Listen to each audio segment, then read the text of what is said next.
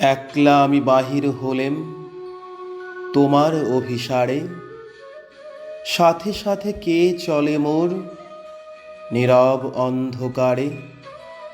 ছাড়াতে চাই অনেক করে, ঘুরে চলি যাই যে সরে। মনে করি আপদ গেছে, আবার দেখি তারে। ধরণী সে কাঁপিয়ে চলে, বিষম চঞ্চলতা। সকল কথার মধ্যে সে চায় কইতে আপন কথা।